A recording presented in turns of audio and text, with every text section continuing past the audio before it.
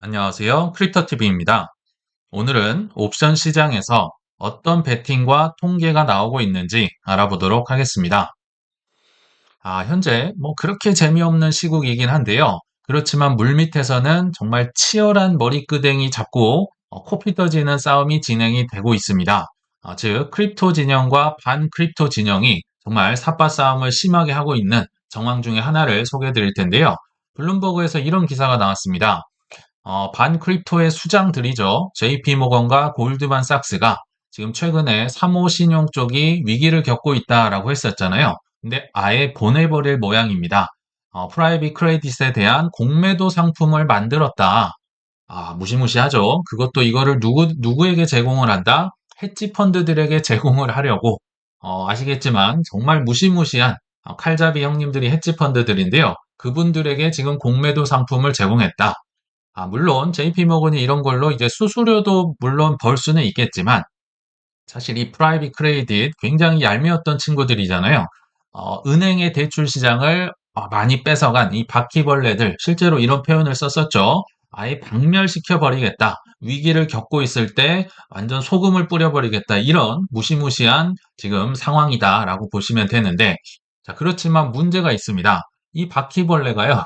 커도 너무너무 크고 또 많습니다. 바퀴벌레 잡기 쉽지 않아요. 그래서 이게 참 들불 번지듯이 결국은 크립토 진영이 세력을 펼쳐나간다. 이거 막을 수 없다라는 겁니다. 그 중에 하나가 바로 RWA 중에 하나인 주식 토크나 거래소, 상장 거래소가 정말 많이 늘어나고 있는 것 같아요.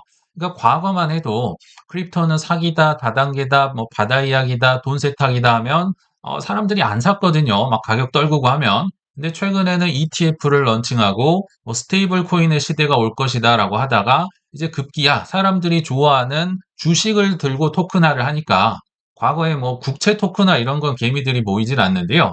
주식 토큰화는 못 참죠. 계속 인기 테마를 들고 오니까 바퀴벌레가 진화를 하고 있다. 이렇게 보시면 됩니다. 또 최근에 비트겟이라는 선물 쪽에서 자주 하는 거래소인 것 같아요. 자, 여기에서 미국 주식과 ETF를 기반으로 토크나 자산을 56종을 상장을 했다라고 합니다. 온도 파이낸스와도 또 협업을 했다라고 하는데요. 기사만 보시면 없었던 게 새로 생겼던 것처럼 썼지만 아닙니다. 신규 상장을 56개를 한 거고요. 지금 추가한 겁니다. 기존에 250개 정도가 원래부터 있었어요. 그래서 현재 300여 개가 되는 많은 주식 토크나 상품들을 이제 코인 거래소에서도 팔고 있다. 어, 핫한 종목들이 최근에 굉장히 많잖아요. 전쟁이 났으니까 원자재, 금, 은, 구리 또는 에너지, 에너지, 석유는 말도 못할 거고 방산 쪽, 핀테크, 헬스케어 등 현재 가장 핫한 인기 있는 종목들을 토큰화해서 파니까 그리고 24시간이잖아요. 안 팔릴 수가 없다. 그래서 250개 이상 지원을 하다가 또 핫한 걸 50개를 추가를 했으며 심지어 주식 거래 수수료 면제 이벤트를 진행 중이다. 이게 정말 막기가 힘들지 않을까라는 생각이 들고요. 실제로 이게 남의 나라 얘기가 아닙니다. 한국은 아직 도입을 하고 있지는 않지만 바이낸스는 빠르다. 왜냐하면 최근 들어서 한국 국장이요. 정말 세계적으로 소문이 난 마치 코인 저리 가라 할 정도의 변동성을 보였잖아요. 그래서 3월 13일자로 한국 주식 ETF, 지수 따라가는 ETF 기반으로 해서 3월 13일 날 요거 런칭합니다. 라고 하고 3월 16일 날 3일 만에 드디어 바로 런칭을 시켜버립니다. 왜냐하면 너무 돈이 되니까. 심지어 10배 레버리지를 제공하는 이제 한국의 대형주, 중형주를 추종하는 이제 이런 ETF가 있었다라고 합니다. 그러니까 주식하는 분들이요 못 참는 겁니다. 왜냐하면 지금 도파민이 터지는데 한국은 딱 장 막히면은 요새는 장 전, 장 후 시장도 있다라고는 하는데 일단은 막히잖아요. 근데 지금 이렇게 뜨거운 종목, 막 도파민이 터지는 종목을 24시간 거래를 할 수 있고 심지어 레버리지도 10배까지 쓸 수 있다고 하니까 야, 이거 정말 도파민 터지는 분들이 주식 시장에서 코인 시장으로 서서히 넘어오고 있겠죠. 물론 이제 주식을 하려고 넘어오시는 분들이겠지만 나도 모르게 코인 거래소에 KYC 인증을 하고 돈을 집어넣고 거래를 하게 되는 상황. 지금은 주식이지만 이게 나중엔 코인이 될 수 있다. 그래서요, 현재는 비트겟뿐만 아니라 미국을 제외한 전역으로 정말 들불 번지듯이 토크나 주식 상장 물결이 진행이 되고 있습니다. 제가 최근에 큰 이제 상장 거래소만 좀 표현을 해봤는데요. 쉽게 얘기하면 미국만 좀 늦습니다. 미국은 규제가 있어서 토크나 주식은 증권이라고 최근에 SEC 의장이 콕 집어 얘기를 했었거든요. 그래서 빠르면 26년 말에서 27년 초쯤에 이제 주식 토크나가 진행이 될 겁니다. 그러니까 코인베이스는 지금 개발 중이라고 나오죠. 그리고 로빈후드도 사실 유럽에서만 진행을 하고 있습니다. 토크나 주식. 예전에 이것 때문에 로빈후드 주식이 엄청 올랐었잖아요. 심지어 없는 주식들, 뭐 스페이스X나 오픈 AI나 이런 쪽을 토크나해가지고 유럽에 제공을 하겠다.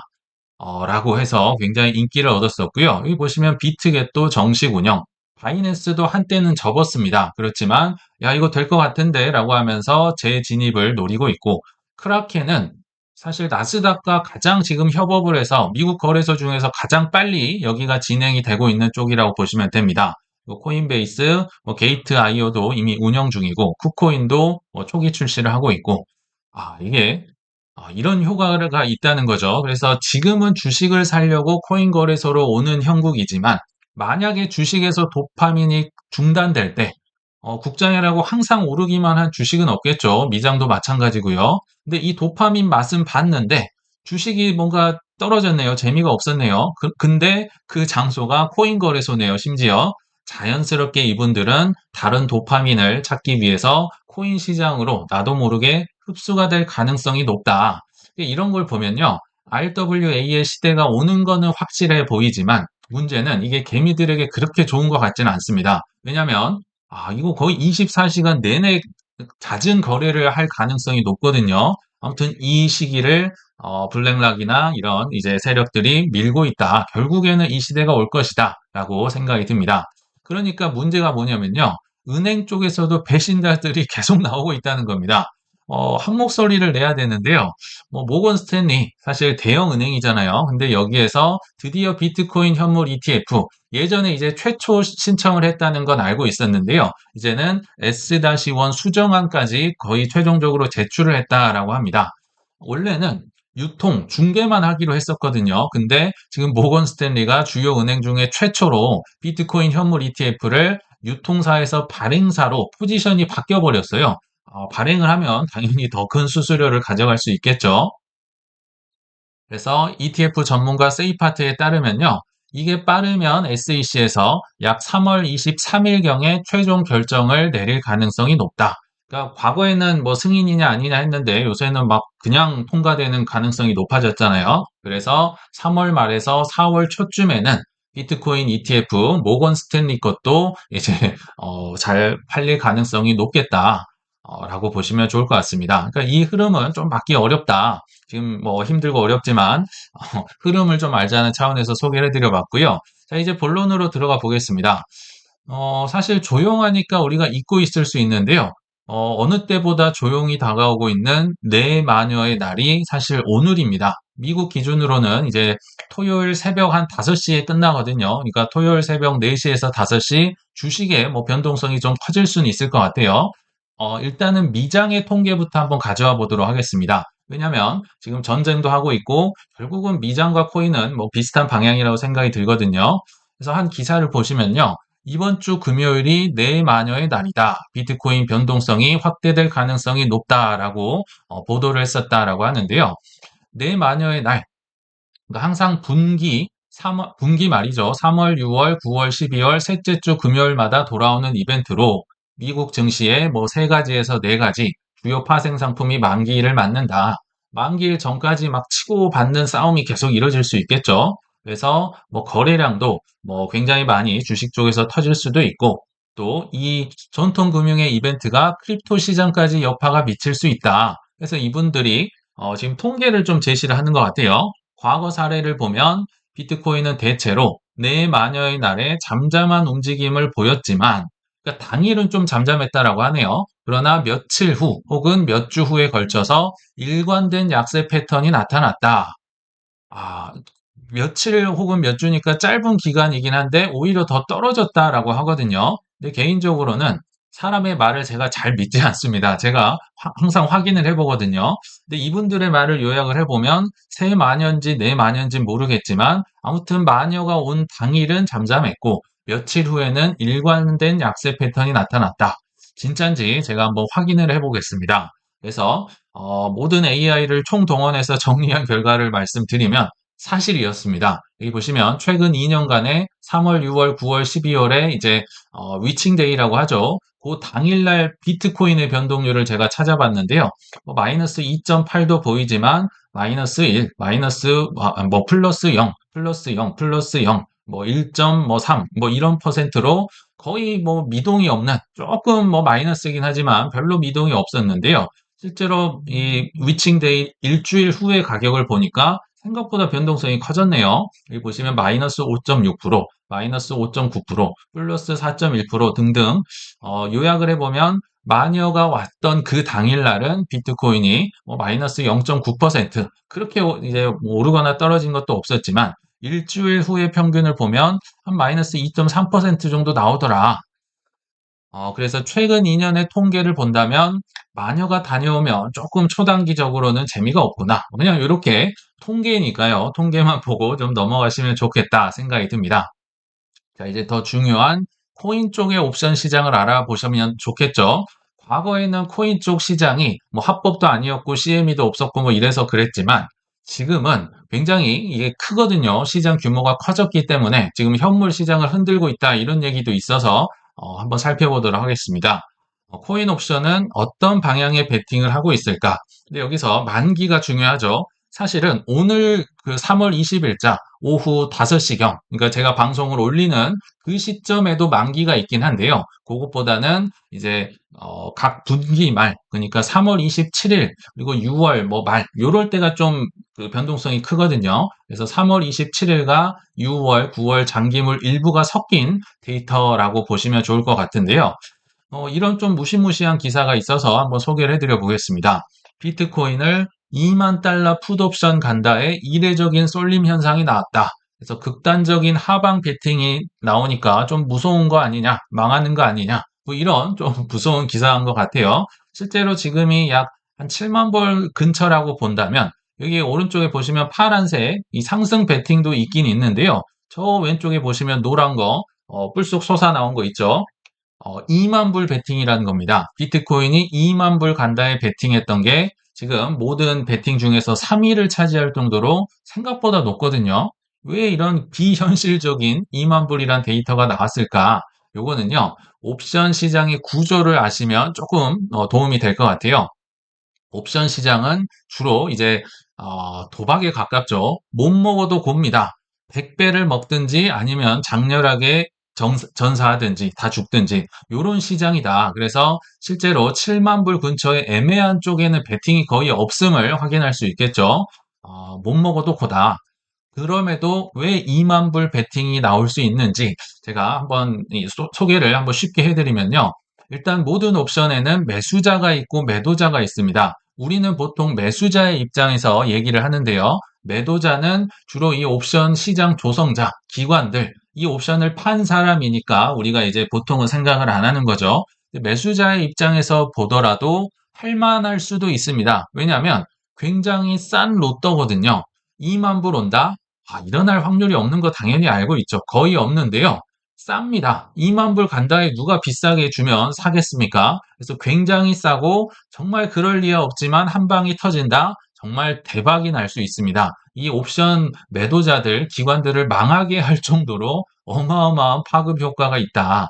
그리고 또는 이제 하락 시에 매도를 할 수 있어요. 이게 무슨 얘기냐면 현재는 비트코인이 7만 불인데 예를 들어서 5만 불까지 떨어졌다고 가정을 해봅시다. 아직 만기는 오지 않았어요. 근데 7만 불에서 5만 불이면 그래도 이제 2만 불까지 가려면 한참 남았잖아요. 근데 생각보다 공포감이 증가되겠죠. 7만 불에서 5만 불 갔으니까 야 이러다가 2만 불 되는 거 아니야? 라고 하면서 2만 불 풋 옵션에 베팅을 했던 사람들의 프리미엄이 올라갑니다. 요건 실시간으로 매수 매도를 할 수가 있는 거예요. 그래서 내가 샀던 옵션의 가치가 올라가요. 가격이 올라가면 중간에 팔 수가 있어요. 그래서 실제로 2만 불까지 기다리는 상품이 아니다. 기다리는 그 이제 왔다 갔다 하는 변동성도 물론 있고 중간에 팔 수 있기 때문에 그래서 산다.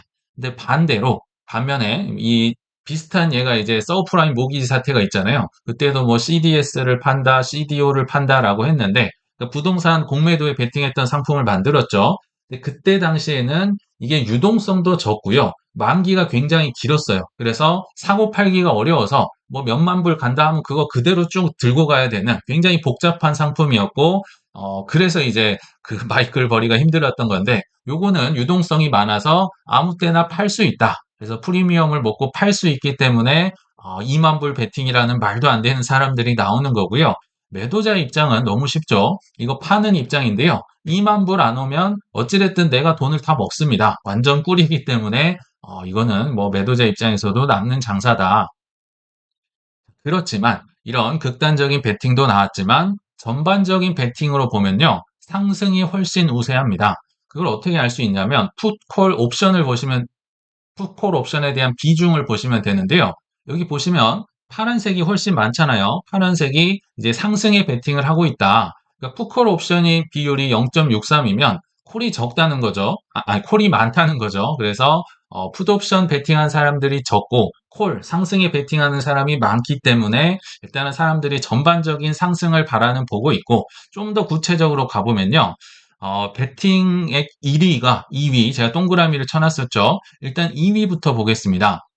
가장 많이 베팅을 한 2위 베팅액을 보면 7만 5천 불 간다. 근데 이거는 가격으로 보더라도 약간 현실적이잖아요. 제가 만기를 확인해 보니까 3월 27일 달, 7일자로 만기가 되는 물량입니다. 그러니까 한 일주일 정도 후까지 7만 5천 불 정도는 갈 수 있는데, 만약 가면은 내가 이거 좀 먹을 수 있는데, 이런 현실적인 베팅이 2위라고 한다면, 여기서도 좀 의외인 게요.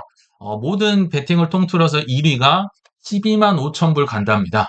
12만 5천 불. 지금 뭐 7만 불 쪽에서 놀고 있는데 엄청난 상승이죠. 네, 만기를 제가 알아보니까 6월 말까지더라고요. 6월 27일까지 12만 5천 불 간다. 그럼에도 약간은 비현실적인 가격이잖아요. 원리는 똑같습니다. 2만 불 간다랑 똑같아요. 12만 5천 불까지는 가진 않더라도 한 10만 불 근처만 가더라도 이 사람들이 프리미엄을 받고 또 팔 수가 있겠죠. 그래서 이런 식으로 사람들이 베팅을 하지만 결과적으로 요약을 해보면 상방이 많다. 그래서 좀 더 이제 요약을 해보면 단기적으로는 이 트레이더들도 자신이 없다. 방향성을 모르겠다. 그냥 약간 상승에 좀 베팅을 한다. 뭐 7만 5천 불 간다가 일주일 후였잖아요. 그렇지만 6월까지는 꽤나 회복을 할 것이다. 12만 5천 불까지는 안 가더라도 상승할 때 프리미엄을 먹고 빠질 수도 있겠다. 요게 이제 트레이더들의 예측이다라고 보시면 되는데, 그렇다고 이걸 가지고 뭐 트레이딩 하시는 분들은 없겠죠. 이분들은 언제 치고 빠질지 모르는 트레이더들이기 때문에 그냥 보고 넘어가시면 좋겠다라고 한번 생각을 해봤습니다. 그럼 이 와중에도 우리가 할 수 있는 최선이 뭘까? 뭐 믿음의 코인을 쌀 때 개수 늘리기, 개수를 많이 강조를 했던 것 같아요. 그리고 남이 좋다는 게 아니라 내 믿음의 코인, 내 믿음이 있어야 뭐 어렵고 힘들어도 욕하지 않고 살 수 있겠죠. 제가 어제 소개해드렸던 어몽도의 비교가 됐던 에릭 부어히스라는, 이름이 참 어려운 분인데요. 비트코인 OG라고 하잖아요. 사실 언론에 잘 안 나오는 걸로 알고 있는데 갑자기 나와서 반가워서 한번 가져와 봤습니다. 이분이 코인데스크 인터뷰에 나와서 이런 얘기를 했네요. 나는 이더리움이 굉장히 분명한 위너라고 생각한다. 스마트 컨트랙트 혁명 이 경쟁에서 완전 확고한 리더다, 위너다라고 얘기를 했다라고 합니다. 그러면서 뭐 코인니스에서도 여러 기사가 나왔는데요. 제가 어제 이분이 4개의 지갑 주소를 통해서 한 8만 6천 개, 8만 7천 개 정도의 이더리움을 2월부터 3월 현재까지 샀다라고 한번 소개를 해드렸는데, 오늘 보니까 또 한 17,000개를 샀더라고요. 보니까 10만 개가 훌쩍 넘어갔네요. 근데 이게 XRP 10만 개도 아니고요. 이더리움 10만 개는 정말 단위가 다릅니다. 이더리움을 그냥 300만 원으로만 쳐도 3천억 원이 넘는 엄청난 돈을 정말 하루아침에 쇼핑을 한 겁니다. 이분의 믿음을 알 수 있겠죠. 원래는 비트코인 맥시멀리스트였는데요. 정말 이더리움 좋아하는 것 같더라고요. 근데 이분의 인터뷰를 한번 요약을 해보면 이더리움은 일단 최초의 진입자는 아니다. 이더리움이 생각보다는 늦게 나온 코인입니다. 오히려 XRP가 더 먼저 나왔었죠. 그러니까 처음 만들어진 스마트 컨트랙트를 외쳤던 진입자는 아니지만 최초로 네트워크 효과를 누리고 있고 확장을 하고 있고 선점 효과를 가진 코인이다. 이렇게 보시면 될 것 같아요. 그러니까 처음으로 사람들이 쓰면서 막 점점 늘어났던 선점 효과를 누리고 있는 코인이다. 이런 얘기를 하더라고요. 그래서 뭐 개발자의 숫자라든지 스테이블 코인의 뭐 거래량이나 뭐 이렇게 나오는 유통량이나 이런 걸 비교해 봤을 때 비슷한 비교 대상조차 찾을 수 없다. 굉장히 압도적인 위치에 있다. 이런 발언을 하더라고요. 그래서 혁신과 경쟁은 좋아한다. 뭐 레이어 1도 많이 나오고 레이어 2도 많이 나오고 열심히 개발하는 거 좋다. 그렇지만 내가 생각할 때 이더는 킹이다. 절대로 안 무너질 것이다. 무너질 수도 있겠죠. 그렇지만 이분의 믿음이 있기 때문에 10만 개나 되는 양을 정말 순식간에 매수를 한 게 아닌가 이런 생각이 들더라고요. 그래서 한번 요약을 해보자면 욕이 아까울 때 지금은 사실 욕하는 사람도 거의 떨어졌습니다. 다 가버렸으니까 욕할 대상 자체가 없는 거예요. 다 가버리셨으니까. 그러니까 욕도 아까울 때 믿음의 코인 개수를 늘린 자들은 아마도 큰 보상을 받지 않을까 생각이 들거든요. 근데 이 사람도 보여진 결과만 놓고 보면 9년 동안 운 좋게 싸게 모았던 이더리움을 다 팔아서 횡재를 했었고 또 그 돈으로 2월 말부터 현재까지 이더리움 10만 개 이상 샀으니까 또 기가 막히게 저점 잘 잡아서 쉽게 돈 버는 것처럼 보입니다만 그렇게 되기까지 과정이 쉬웠을까요? 여기에 대해서는 설명보다는 짤로 한번 대체를 해보겠습니다. 최근에 뭐 이런 짤이 제 눈에 보여서 한번 가져와 봤는데, 저는 뭐 주식이나 코인으로 돈 버는 걸 좋게 생각하지 않는다. 보통은 어르신들이 이런 얘기를 하는데 젊은 분도 이런 얘기를 하네요. 왜냐하면 저는 땀 흘려서 번 돈이 의미 있다고 생각하는 사람이거든요. 주위에서 많이 보던 분이죠. 근데 제가 최근에 주식 한번 해보고 깨달았어요. 땀이 매우 많이 나던데요. 라는 얘기를 하더라고요. 아마 크게 공감되시지 않을까 생각이 듭니다. 주식도 어렵지만 코인 투자는 정말 훨씬 더 어렵지 않나 생각이 들거든요. 그래서 우리 구독자님들도 땀 흘리는 과정을 밟아가면서 힘들게 오신 만큼 많이 버시고 또 오래 유지하실 수 있길 바라면서 이만 마치겠습니다. 감사합니다.